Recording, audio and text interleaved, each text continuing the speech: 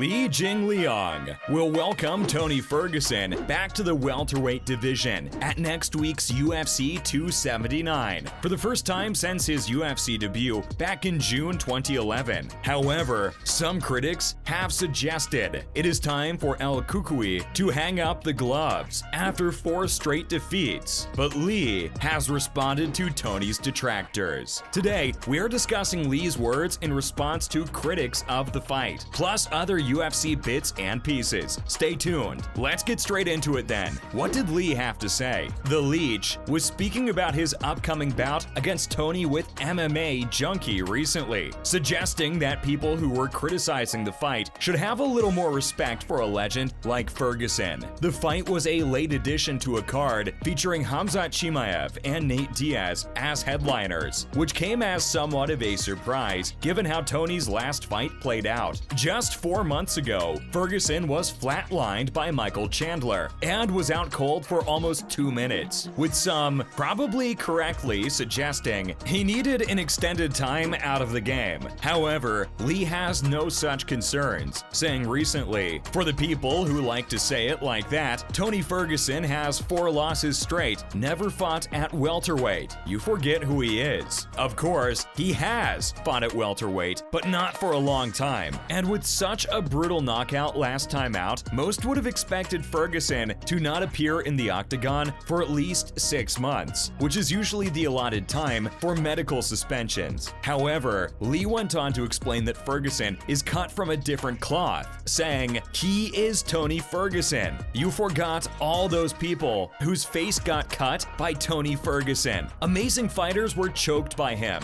You should give credit to him. Nobody is doubting Ferguson's talent here. They are simply worried what effect another devastating knockout will have on him." What do you guys make of this? What else did Li have to say then? Stay tuned to find out. Li went on to urge people to have some respect for Tony, but many have since said that this isn't a matter of respect or disrespect. It's a matter of safety. Tony could easily come away from this one a changed man if he suffers another heavy knockout. But the Chinese fighter, currently ranked number 14 in the welterweight division, wouldn't hear of it. He said, "I believe if you fight against him, you would know how hard it is to deal with a guy like Cucuy." He then urged people to not forget fighters like Tony, calling him, quite rightly, a pioneer in the sport. However, nobody is forgetting Tony Ferguson here, and most people, as much as they might not agree with him being in there with Li, will actually be actively cheering him on. Again, urging people to not look at his recent record, Li said, "You should give him respect. We cannot see the very superficial things, like the 4 losses straight got knocked out. He had 12 wins straight before and fought a lot of hard opponents, so we cannot see things in that way."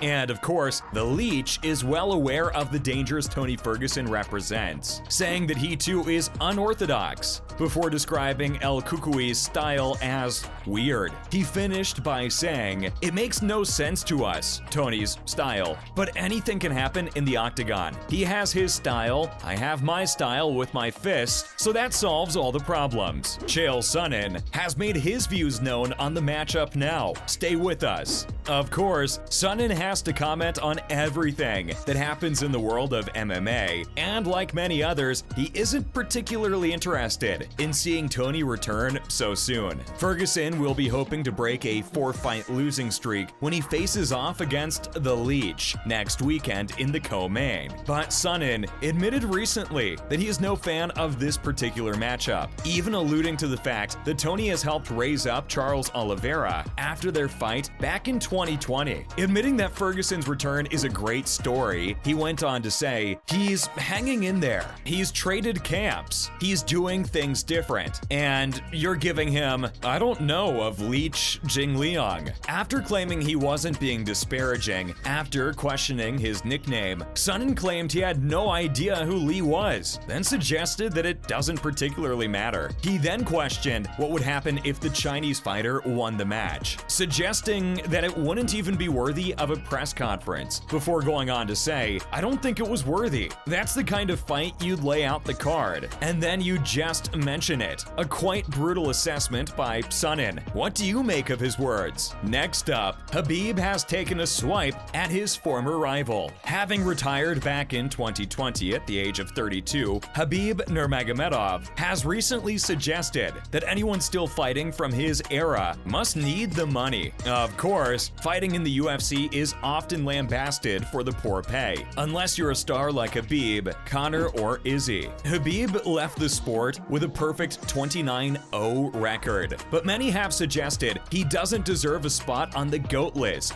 given the relatively short period he spent as champion. However, the Russian has recently suggested that the time has come for fighters like McGregor, Poirier, and Ferguson to call it a day. Khabib was speaking at a recent Eagle FC event, and when asked about upcoming fights for both Diaz and Ferguson, he said, "Take any fighter who fought when I fought in the UFC when I was in my prime, say from 2015 to 2020, none of them is still up there on top." And while he might have a point, it's not for him to decide when his peers retire. He explained that his time in the Octagon is now over, and it should be the same for them. The Eagle then went on to say, "They still keep fighting. I believe they just fight for money. Neither Diaz nor Ferguson have any champion ambitions. And maybe they are fighting for the money, or maybe just the love of the sport." What do you guys think?